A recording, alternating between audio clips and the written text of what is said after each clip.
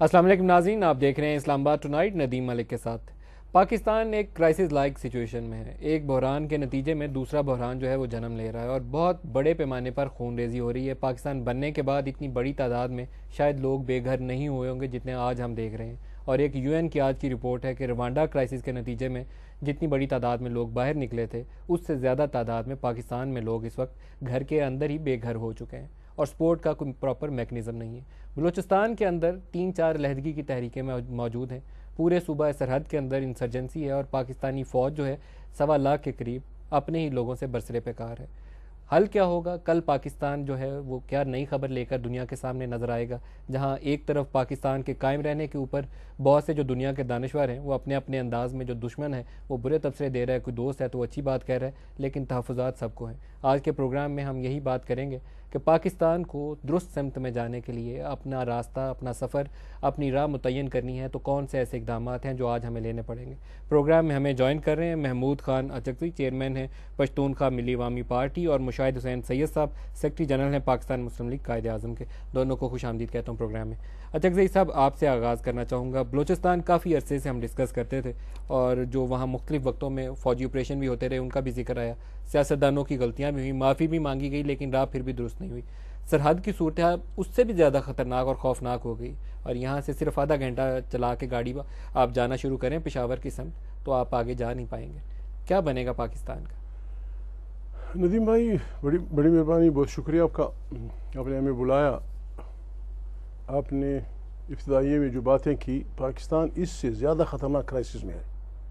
ان حالات میں ان کوئی ہم سے گلہ نہ کرے۔ مشاہد بھائی تجربہ کار جرنلسٹ ہیں، سیاسی کارکن رہے ہیں، وہ جو بات کہیں گے ان کے دل کی بات ہوگی، اور اس ملک کے فائدے کے لیے وہ کہیں گے۔ تلخ ہوگا، تلخ ہوں گی، اچھی ہوں گی، بری ہوں گی، یہ ہماری بدقسمتی ہوگی۔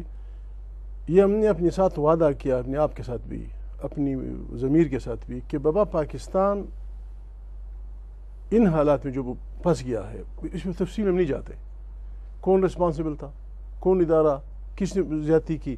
بہرحال ہماری فاقہ مستیوں کے نتیجے میں پاکستان اب ایک خطرناک ترین بحران میں پھنس گیا۔ اس کے بچانے کا واحد راستہ سچ کہنا ہے۔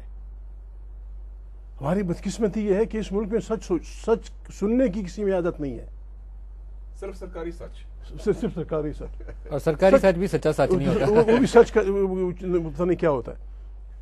پاکستان کے کیوں ہم کہیں کہ بچنے کی، یہ واحد ملک ہے جس میں لوگ کہیں، ہر تیسرا آدمی سوچتا ہے یہ ملک چل جائے گا، یہ ملک بچ جائے گا، خدا ہمارے ملک کو بچائے گا۔ دنیا کے کسی ملک میں یہ سوال نہیں سوائے پاکستان کے۔ یہ بڑا خطرناک سوال ہے کہ عوام یہ پوچھیں کہ ہمارا ملک بچ جائے گا، ہمارا ملک چل سکتا ہے۔ کیوں نہیں چل سکتا؟ ہم اتنے نااہل تو نہیں ہیں۔ دنیا چلا رہی ہے، فیڈریشن چل رہی ہے، کنفیڈریشن چل رہی ہے، پریزیڈنشل سسٹم چل رہا ہے، فلانا سسٹم چل رہا ہے۔ ہم انسان ہیں، ہم باتوں کو سمجھتے ہیں۔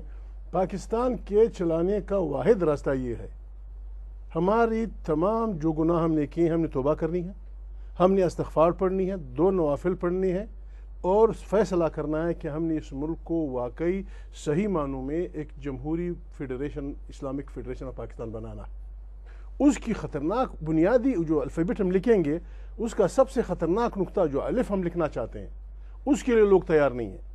الف یہ ہے، کسی کو اچھا لگے یا برا لگے، پاکستان کی سیاست میں افواج پاکستان اور ایجنسیوں کا سیاسی رول اگر ہم ختم نہیں کریں گے، ہم پاکستان سے دشمنی کر رہے ہیں۔ مشاہد صاحب آپ کیا کہتے ہیں؟ میں سمجھتا ہوں بالکل میں اتفاق کرتا ہوں محمود خان اچکزئی صاحب سے۔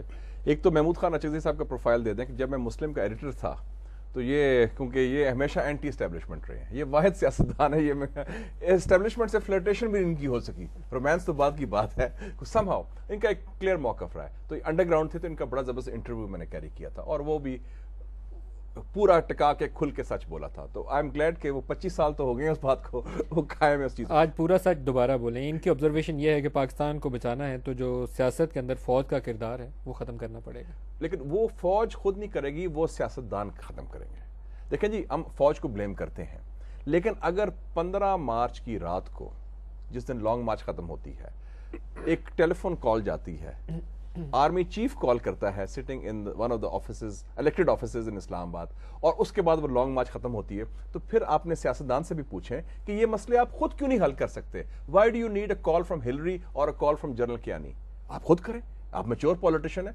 وائی کانٹ زرداری کال میاں صاحب یا گیلانی کال اعتزاز احسن؟ مشاہد صاحب لیکن پھر وہ پولیٹیشینز کہاں سے آئیں گے جو یہ کام درست سمت میں لے کر جائیں یہ کرنا پڑے گا. دوسری کون بات ہے جو انہوں نے کہا نا پاکستان بچ سکتا ہے. میں سمجھتا ہوں پاکستان کا مستقبل بہت برائٹ ہے. دو پاکستان ہے. ایک سرکاری پاکستان ہے جو اسلام آباد میں عہدیداروں کا ہے, جو بڑے بڑے عہدے میں بڑے بڑے بنگلوں میں رہتے ہیں. ایک پاکستان ہے جو ہمارا society, civil society, political forces, آپ لوگ میڈیا, انڈیپینڈنٹ جوڈیشری, وہ کرنٹ ہے, اس میں قوم میں کرنٹ ہے. آپ نے دیکھے 1.3 ملین آئی ڈی پیز آئے, 9-10 لاکھ لوگوں کو تو لوگوں نے اپنے گھر میں پناہ دی ہوئی ہے. They are not officially in campus. وہ غریب لوگوں نے, صرف یہ نہیں رشتہ دار, ہمارے قوم میں اتنی فراغ دلی ہے, جنرس ہے, جنرosity, ہاسپٹیلٹی ہے. تو کل انہوں نے بھی کل بات کر رہے تھے پاکستان بچنے کی. میں نے ان کو کہا, سب سن رہے تھے, میں کہا جی آپ فکر نہ کریں, اب پاکستان انشاءاللہ بچ جائے گا, کہ اب اسٹیبلشمنٹ نے توبہ کر لی ہے. کہ اگر توبہ کر لی, میں یقین کہتا ہوں نہ صرف یہ کہ پاکستان بچ جائے گا, بلکہ پاکستان انتہائی بہترین پراسپیرس ملک ہوگا انشاءاللہ. وہ سہل سے پل ملک ہے. آپ نے کہا بغاوتیں ہو رہی ہیں, بلوچ یہ کہہ رہے ہیں, سندھی یہ کہہ رہے ہیں, پشتون یہ کہہ رہے ہیں, فلانا یہ کہہ رہا ہے. بغاوتیں کیوں ہو رہی ہیں؟ یعنی بلوچ, سندھی, پشتون, سرائکی, پنجاب کی عوام اب سے چاہتی ہے کیا ہیں؟